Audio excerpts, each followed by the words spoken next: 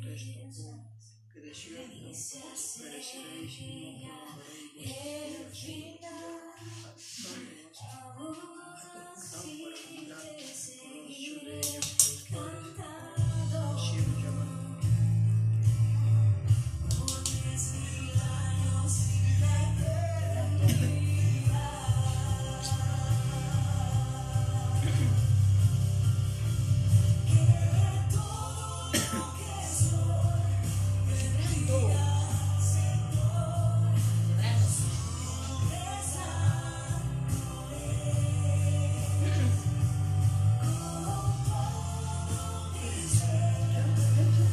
Bien, gracias a Dios una vez más. Estamos aquí por la gracia de Dios con vida, con salud. La Biblia nos habla: mirad cuán bueno y cuán delicioso es habitar el pueblo de Dios juntos en armonía.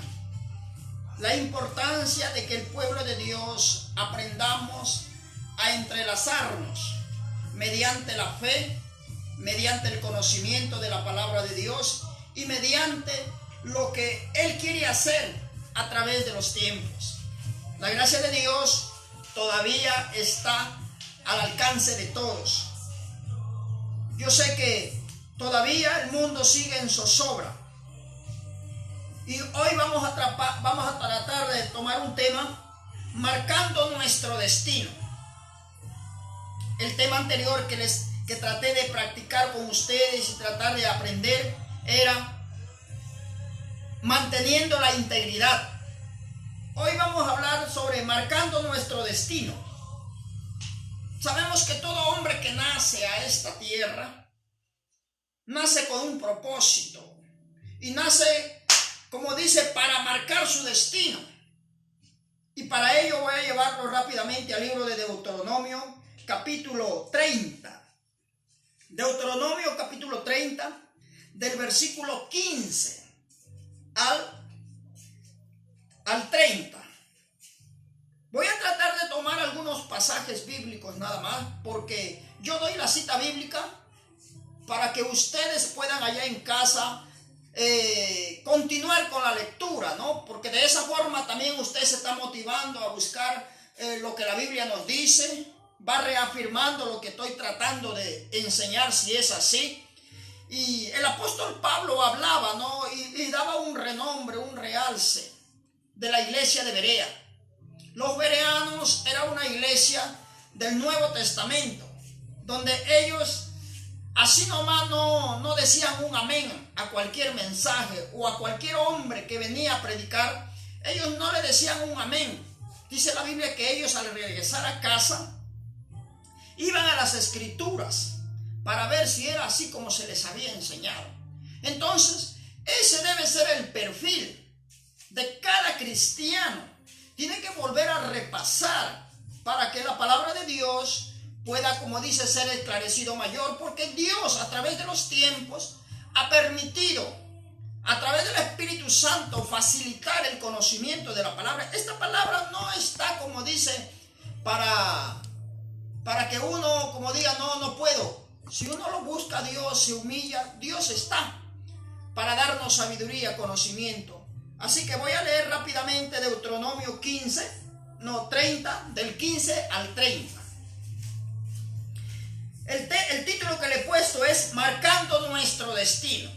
Y la Biblia nos dice así: mira, yo he puesto delante de ti hoy la vida y el bien, la muerte y el mal, porque yo te mando hoy que ames a Jehová tu Dios, que andes en sus caminos y guardes sus mandamientos, sus estatutos, sus decretos, para que vivas y seas multiplicado, y Jehová tu Dios te bendiga en la tierra a la cual entras para tomar posesión de ella. Dice el 17: mas si tu corazón se apartare y no oyere y te dejares extraviar y te inclinares a dioses ajenos y les sirvieres, yo os protesto hoy que de cierto pereceréis y no prolongaréis vuestros días sobre la tierra, andando vais, pasando el Jordán para entrar en posesión de ella. ¿Qué es lo que Dios nos quiere hablar a través de esta experiencia en el libro de Deuteronomio? Cuando vemos nosotros la Biblia, la historia del pueblo de Israel, cómo Israel llegó a ser parte de la ciudad de Egipto. Se había profetizado desde la antigüedad. Siempre Dios advierte a su creación. Y en ese entonces habló directamente con su pueblo Israel. A Israel le había dicho, no, que si ellos dejaban de hacer la voluntad de Dios, se extraviaban de los principios, había un resultado de su desobediencia. Y por esa causa la Biblia habla que 430 años Israel fue deportado, como dice, a Egipto. Fue llevado preso. Fue tomado preso, una nación poderosa. La cobertura de Dios se alejó de ellos. Cuando se alejaron, vinieron esa nación y los conquistó. Como consecuencia de ello, la Biblia habla que ellos fueron transportados a esa ciudad por su desobediencia. 430 años duró la esclavitud. Ustedes saben cómo Dios usó la libertad para traerle libertad al pueblo de Israel, trayendo esas maravillas, esos ejemplos que hoy justamente vemos la historia de Moisés. Dios usó un caudillo llamado Moisés, y cuando Dios los saca de ahí, les dijo que les iba a llevar a una tierra que fluye leche y miel. Una ciudad, un lugar donde no había necesidad de trabajar como esclavo. Quizás el esfuerzo iba a ser menos y todo estaba servido. Pero para ello era necesario que tenían que tomar conciencia de lo que Dios quería hacer con ellos. Ahora, el tema dice, marcando nuestro destino. Y el versículo 15 dice así, mira, yo he puesto delante de ti hoy la vida y el bien, la muerte y el mal. La vida, ¿qué proporciona o qué trae la vida? La vida proporciona el bienestar, el bien, el bienestar que toda persona anhela en esta tierra. Cuando nacemos, un hogar es formado, siempre desea tener sus hijos. Y el padre de familia desea lo mejor para sus hijos. Un bienestar, un futuro, donde ellos al partir puedan estar seguros de que sus hijos quedan en una buena posesión para poder seguir defendiéndose en la tierra. Entonces Dios le habla a su pueblo Israel y le dice, mire, yo le voy a poner delante de ustedes la vida y el bien. Pero si ustedes hacen también, escúcheme, dice, si ustedes me desobedecen, pongo como dije, la muerte, y el muerte va a producir mal. Un mal que los va a alejar de mi presencia. Ahora, cuando el pueblo de Dios fue sacado de Egipto, Dios lo sacó con una mano poderosa para prometerle cosas mejores que las que ellos tenían en Egipto. Hoy, en estos últimos tiempos, vemos que Dios también envió a su Hijo Jesucristo. En aquellos tiempos, como les dije en uno de los mensajes, Israel era el pueblo predilecto, el pueblo que los ojos de Dios siempre estaban a favor de ellos. Así le plació a Dios. Las demás naciones no estábamos, como dice, en el plan de Dios. Pero a través de los tiempos, a través de las desobediencias del pueblo de Israel, trajo como consecuencia en el corazón de Dios abrir una puerta no solamente para Israel, sino para toda la humanidad. Y en una parte dice Isaías, os pondré a celos con un pueblo que no es mi pueblo. ¿Y por qué Dios hacía eso? Para que quizás Israel pudiera volverse a Dios, al ver que Él pudiera bendecir a una generación que nunca estaba contada como pueblo de Él. Pero ¿qué vemos? ¿Qué vemos? Vemos que a pesar de eso, el pueblo de Israel trató siempre de quebrantar los mandamientos, los preceptos. Trató siempre de hacerle la contra a Dios. Ahora vemos que en estos últimos tiempos en que estamos viviendo. Vemos que la gracia de Dios se ha derramado sobre toda la faz de la tierra. Esos mismos preceptos que se fue dado para el pueblo de Israel, hoy Dios también lo da a su iglesia, que es injertada a través del nacimiento, la muerte y la resurrección de Jesucristo, que llamamos el pueblo de Dios, el pueblo gentil. No, dice la Biblia, el pueblo gentil que estaba en tinieblas, luz vio, luz le resplandeció. Ahora vemos que el tiempo pasa, el tiempo es apremiante, los años pasan, no regresan, el tiempo no se detiene. Hoy quisiera rápidamente llevarlos al libro de Romanos. ¿Cuál es la consecuencia en la nueva oportunidad que Dios nos da a través de Jesucristo? También hay consecuencias. Y rápidamente quisiera ir al libro de Romanos 6:23. Romanos 6:23 nos habla, dice la Biblia, porque la paga del pecado es muerte, mas la dádiva de Dios es vida eterna en Cristo Jesús, Señor nuestro. A través de Jesucristo, la gracia es conocida para la tierra. El tiempo de gracia, el tiempo de oportunidad, donde Dios ya no se enfoca solamente en Israel. Dios se enfoca en todos los países de la tierra. Y esa ley que Dios establece, ese principio de que la paga del pecado es muerte, es para todo ser humano. Y la Biblia dice, porque la paga del pecado es muerte. ¿Y a qué le llamamos pecado? ¿Qué es lo que produce muerte en la vida del ser humano? El pecado. ¿Pecados como qué? Tenemos en la lista, según la Biblia, muchos tipos de pecados. Uno de los pecados que quizás todo ser humano lo practica desde temprana edad, desde que prácticamente empieza a tener una edad muy temprana, es el pecado hablado, como dice la mentira. A veces el niño inconscientemente va aprendiendo de papá y de mamá. Y la mentira es uno de los principios que no te deja entrar al reino de los cielos. Y la humanidad muchas veces seguimos ese camino de la mentira. Entonces, cuando uno practica el mal, está marcando un destino hacia la muerte. Otra de las palabras o otra de las acciones que el hombre usa es la astucia. Cuando hablamos de astucia, hablamos de la facilidad de poder engañar a alguien, para poder estafarlo, para poder robarle, para poder, como dice, quebrantar un valor. Usa la astucia. Y casi toda persona hoy en la tierra usa mucho la astucia hasta para vender.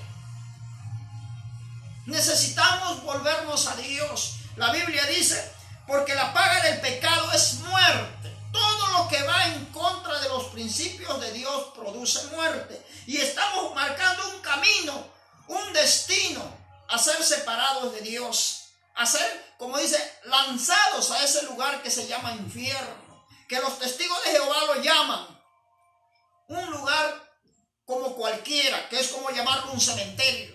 Ellos conversaban con un amigo que es testigo de Jehová. Él decía, no, el infierno, en lo que ellos enseñan, es un lugar donde se van los muertos a ser quemados, amontonados, que así antiguamente así lo hacían. Es mentira. La boca de Jesús mismo lo dijo. Y cuando hablamos de la historia del rico, de Lázaro y el rico, no, vemos que ahí habla de un infierno literalmente. Pero yo no quisiera más tomar ese tema ahí porque es un tema muy profundo. Entonces, nuestras actitudes demarcan el camino hacia dónde vamos a ir a marcar nuestro destino, dónde vamos a pasar la eternidad. Y la Biblia dice que la paga del pecado es muerte. Pero más la dádiva de Dios. ¿Cuál es la dádiva de Dios? Nosotros sabemos que San Juan 3:16 dice, porque de tal manera amó Dios al mundo. Esa es la dádiva. El regalo que Dios le da a la humanidad, enviando a su Hijo Jesucristo a nacer en esta tierra, a tomar parte, a ver en carne propia la necesidad del hombre. ¿Por qué de continuo el hombre se inclina al mal? Entonces, más dice Romanos, dice, más la dádiva de Dios es vida eterna. La dádiva es el regalo que Dios nos da enviando a su Hijo Jesucristo, que está en San Juan 3:16. Lo voy a leer para que usted pueda enlazar este pensamiento que Dios nos quiere decir. San Juan 3:16. ¿Qué nos dice San Juan 3:16? Rápidamente. Dice, porque de tal manera amó Dios al mundo, que ha dado a su Hijo unigénito, para que todo aquel que en él crea no se pierda, mas tenga vida eterna. Y dice más abajito, porque no envió Dios a su Hijo al mundo para condenar al mundo, sino para que el mundo sea salvo por medio de él o a través de él. Entonces, Romanos habla que la dádiva de Dios es vida. Y en otra palabra Dios dice, Jesucristo dijo, yo soy el camino, la verdad y la vida. Para poder nosotros poder alcanzar la eternidad. Aquí en la tierra nosotros tenemos una eternidad pasajera, un tiempo limitado, donde el hombre marca el lugar hacia dónde va a pasar su eternidad.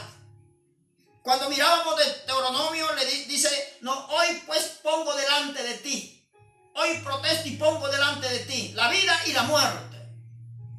Entonces, cuando una persona reconoce la necesidad de poder volverse a Dios, automáticamente está aceptando la dádiva de Dios, que es la muerte y la resurrección de Jesucristo. Lo acepta Jesús como el Salvador del mundo. Cuán importante es conocer la palabra de Dios y cuán importante es entender cuál es el propósito de Dios para lo cual envió a su Hijo Jesucristo a la tierra. Pero ¿qué vemos hoy en estos tiempos? La maldad es mucha. El hombre cada día camina de mal en peor, dándole la espalda a Dios, dejando a su Creador. Tanto es así que han surgido conceptos, como dicen, de ideas, de hombres sabios, que dicen, no, que el hombre no fue creado por Dios. Algunos tienen como teoría que el hombre viene del mono, otros vienen, dicen, no, de una teoría de la explosión y cosas así, que lo único que hacen es trastornar y alejar al hombre de Dios. Ideas que vienen de hombres llenos de orgullo por el conocimiento que quizás ellos han adquirido, conocimiento humano, terrenal.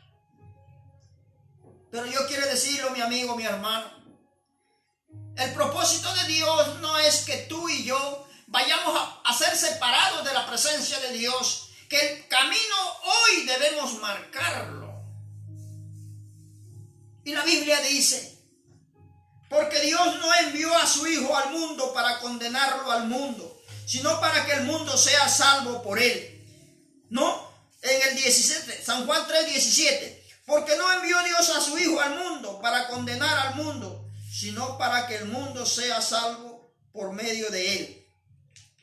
La importancia de reconocer a Jesús como nuestro Señor, como nuestro Salvador, y aprender a no extraviarnos de sus estatutos, de sus decretos, de sus ordenanzas. Yo le animo en el amor del Señor que usted pueda reflexionar. ¿Qué camino está marcando usted? Como dije, ¿cuál es el destino que le espera después de la muerte? Nosotros no somos eternos en la tierra. Un cantante secular de la música secular, un ecuatoriano, recuerdo, que él tenía una música que le había escrito a la vida. Él decía, nadie es eterno en la vida, que algún día tendría uno que morir. Y así han surgido gentes que han escrito canciones al amor, canciones a la vida, reconociendo que somos, como dije, aves de paso en esta tierra. Pero yo quiero decirle, amigo o hermano que me escucha por este medio, hay hay vida después de la muerte. Hay vida después de la muerte. Ejemplo. Mucha gente dice, ¿quién ha venido de allá para creerle? Pero vemos el mayor ejemplo. La Biblia dice que Jesús fue crucificado, muerto y sepultado, pero estaba profetizado que al tercer día resucitaría. Y la Biblia dice que cuando Él resucitó, no estuvo un día en la tierra, ni 2 días, ni 3 días. Estuvo 40 días caminando sobre la tierra una vez más, afirmando la fe de sus discípulos, afirmando la fe de aquellos que tenían una esperanza en Él. Quizás nuestros ojos nunca lo vieron, pero nosotros lo creemos por fe, porque esta palabra llamada la Biblia habla y dice, porque nunca la profecía fue traída por voluntad humana, sino que los santos hombres de Dios hablaron siendo inspirados por el Espíritu Santo. Mucha gente dice, no, ese es un libro que cualquier hombre lo escribió. No, mentira. Si usted lee desde Génesis hasta Apocalipsis, todas las profecías que se hablaron antes del nacimiento de Jesucristo y después y antes que nazca Él, siempre se han caminado entrelazadas. Dios nunca se contradijo en lo que Él decía. Por eso vemos una acertada eficiencia de lo que Dios nos ofrece a través de la palabra de Dios.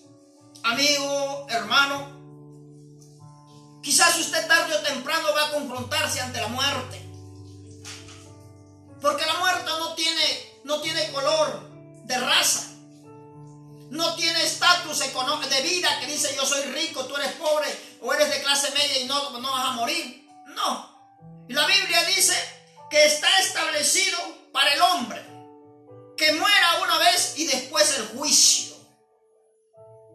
Cuando el hombre aquí en la tierra quebranta un principio. Los países de la tierra tienen leyes. Tienen leyes. Tienen leyes. Y la ley está puesta para poner orden en un país. No está para desordenar un país. Hay hombres que en todos los países de la tierra tienen sus áreas de gobierno, ¿no?, que instituyen el Estado. Y las leyes están justamente para traer un bienestar para el país. Entonces Dios también ha puesto. ¿Y por qué ellos lo han hecho así? Porque ellos desde la antigüedad, Dios puso en la mente del hombre el poder ordenar sus caminos. Siempre Dios ha deseado el bien para el hombre. Pero vemos hoy en estos tiempos que todo lo que son principios agradables, buenos, se están perdiendo los valores. Es triste decirlo, pero así es. Muchas veces las autoridades, cuando postulan por un puesto, personas que quieren entrar al gobierno, usan mucha de la astucia, la mentira. Sí, yo voy a hacer esto. Pero cuando llegan al poder, se olvidan del pobre. Se olvidan de sus promesas. Tanto es así que muchos de ellos quizás escuché hablar que hasta se bañan con lejía después de haberle dado la mano a aquellos que un día le dieron el voto. Inunda mucho la hipocresía en el corazón del hombre. Inunda mucho la doble personalidad en el corazón. Todos esos atributos que acabo de hablar pertenecen al camino del mal, y donde el que lo atrasa se llama diablo o Satanás. La Biblia dice, ¿no?, que el cristiano que viene a Él ya no debe amar esas cosas. Yo quisiera ir a Isaías 53:12. 53:12, mira lo que habla Dios en Isaías 53:12.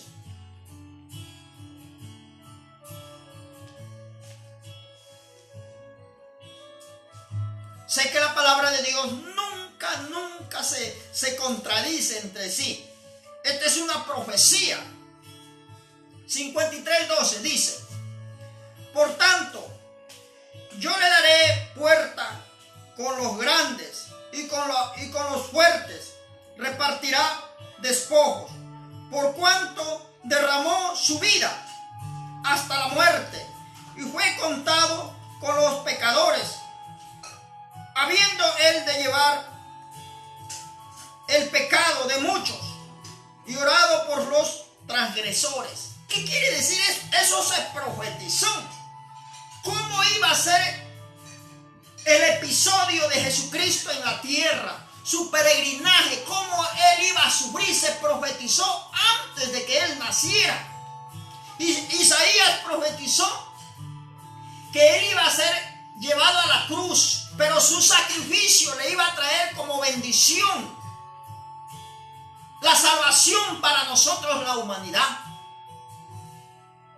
Isaías no profetizó porque a él se le antojó, sino que siempre Dios, a través de la historia, ha usado vidas para manifestar sus buenos deseos para el hombre.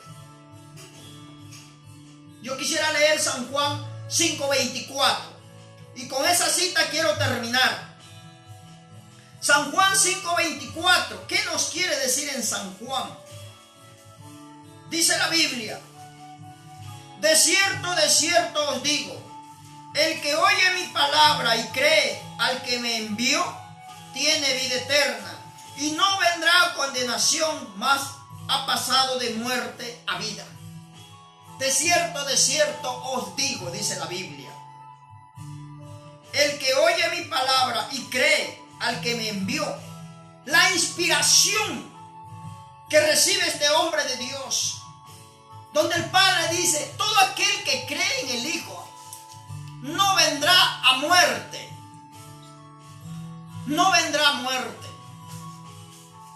sino que el que lo acepta a Él como su Señor y Salvador pasará de muerte a vida. Una persona que no acepta a Jesús en su corazón, espiritualmente está muerto, porque sus acciones lo llevan a caminar fuera de los planes de Dios. Vive, camina como mejor le parezca. Una persona que acepta a Jesús en su corazón trata de marcar un territorio conforme la Biblia lo demanda, lo declara en su palabra.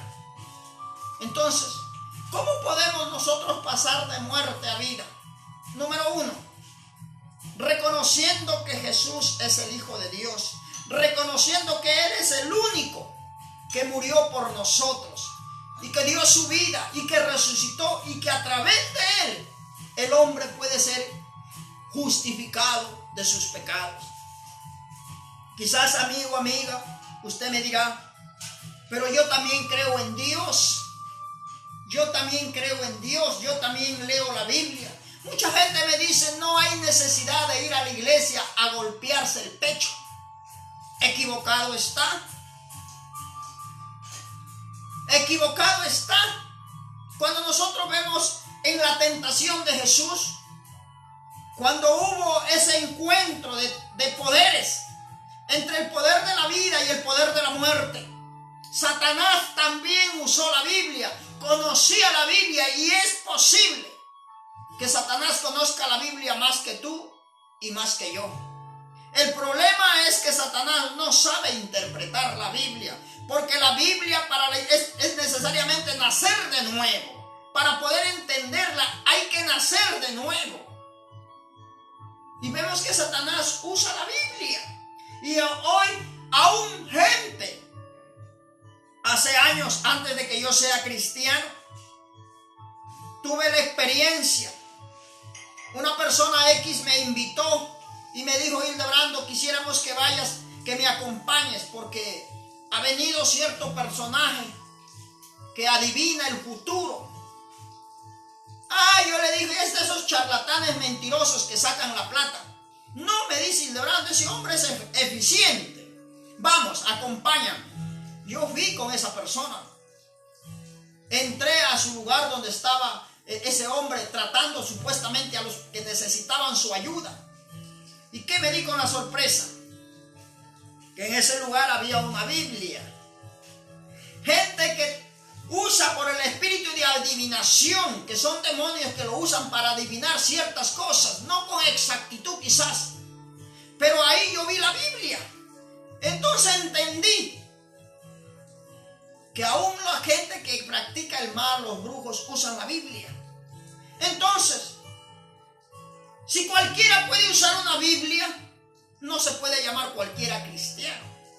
Cristiano es aquel que después de haberse convertido a Cristo, de verse arrepentido, nunca más vuelve a practicar las cosas que antes hacía.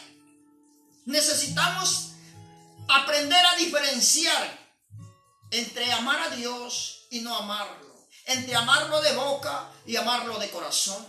Necesitamos saber entender que no todo aquel que me dice Señor, Señor entrará en el reino de los cielos, dice la Biblia, sino aquel que hace la voluntad de mi Padre que está en los cielos. No es todo aquel que me diga Señor. Yo tuve amistades hace años predicando aquí en Lima. Dios me usó en un momento, para un momento específico.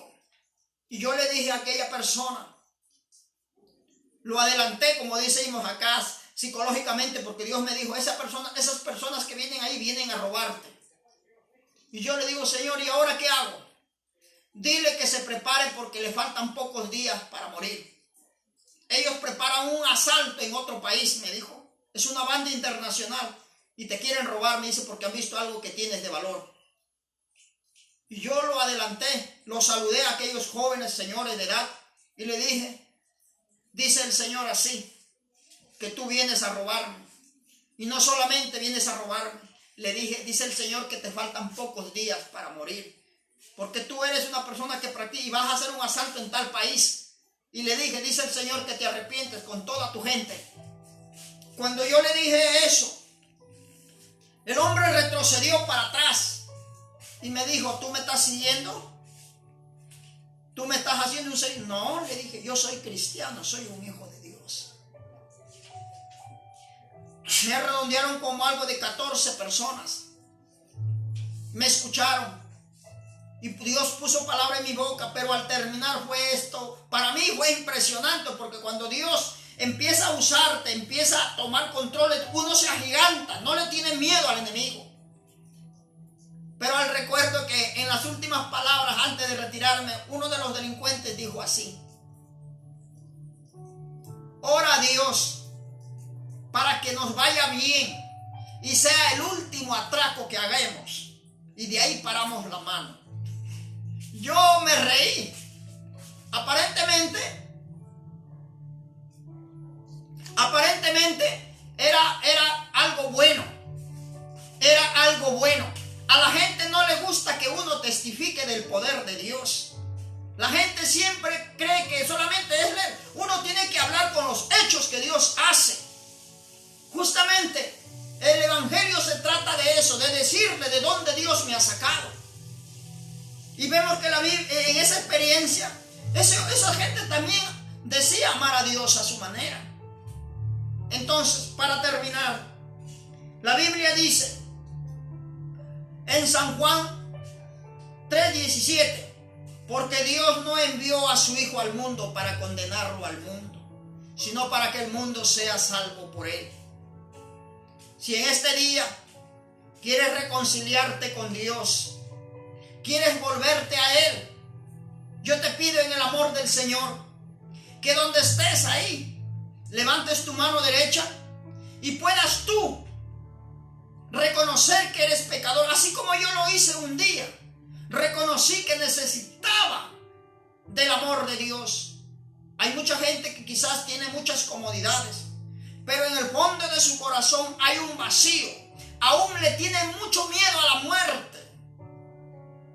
Pero yo le digo que para un verdadero cristiano, no para un tibio ni mediocre, yo lo digo por la convicción de lo que uno ha experimentado y sigue viviendo en el evangelio. Cuando uno está seguro de que es un verdadero cristiano y la muerte está tocando tu vida, tu salud, y tú estás seguro que vas a ir al cielo, no le tienes miedo a la muerte. Porque a veces los cristianos le tienen miedo a la muerte, porque no están seguros de su salvación. No están seguros de su salvación. Esa es una respuesta sencilla, porque el apóstol Pablo dijo: para mí el vivir es Cristo y el morir es ganancia. Sea que vivamos o sea que moramos, somos del Señor. Una convicción segura de que él tenía a Jesús como su Señor y Salvador de su vida.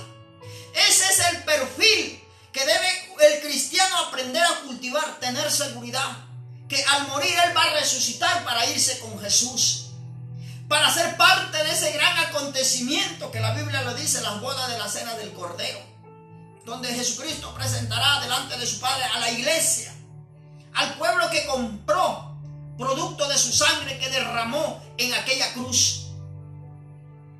Necesitamos entender el lenguaje, que no todo aquel que me dice Señor, Señor entrará en el reino de los cielos, sino aquel que hace la voluntad de mi Padre que está en los cielos. La voluntad es que tú, después de haberte convertido, te arrepientas y nunca más vuelvas a hacer lo que nos gustó hacer, y testifiquemos a nuestros amigos, a nuestros hermanos, en el trabajo, en la calle, y aún marquemos, como les decía en uno de los primeros segundos mensajes, el perfil de vivir una vida diferente.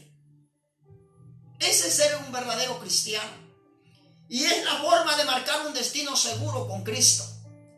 Pero si uno trata de caminar una vida pasajera, liviana, tenlo por seguro que no tendrás un final feliz. Y podremos oír lo que dijo el Señor Jesús: apartaos de mí, hacedores de maldad, no os conozco, apartaos. Así que mi hermano, mi hermana, repita conmigo esta oración. Si usted quiere reconciliarse, ore conmigo. Si usted quiere pedirle fuerzas a Dios para llegar a la meta con nota aprobatoria, ore conmigo también. Levante ahí su mano derecha y ore conmigo. Señor Jesús, he oído que tu palabra dice en el libro de Deuteronomio, capítulo 30 del versículo 15, donde tú pones para el hombre elegir un camino, el bien o el mal, la vida o la muerte. Yo reconozco, Señor, que muchas veces he estado caminando lejos de tus planes, lejos de tus propósitos, lejos, Señor, de lo que tú nos demandas. Perdóname, Padre, por todas las veces que he pecado delante de ti, quebrantando tus principios. Perdóname, Padre, en el nombre de Jesús. Yo te acepto, Jesús, como mi Señor y mi Salvador personal. Escribe mi nombre en el libro de la vida y permite que tu Espíritu Santo tome lugar en mi vida y me llene de tu presencia. Ahora, Padre, yo te pido que me ayudes a caminar con eficiencia, con honestidad en este camino tuyo, para no pecar contra ti, para no retroceder al lugar de donde tú me acabas de sacar o me has sacado. Señor, te pido fuerzas para poder llegar a la meta. Permite, Padre, que el Evangelio de Jesucristo sea el que gobierne mi vida, la vida de mi familia, de mis hijos, de mis hermanos, de mis amigos. Y ayúdame, Padre, a hacer luz en medio de las tinieblas. Te lo pedimos, Padre, en el nombre de Jesús. Amén y amén y amén. Si usted hizo esta oración, permite añadir unas palabritas más.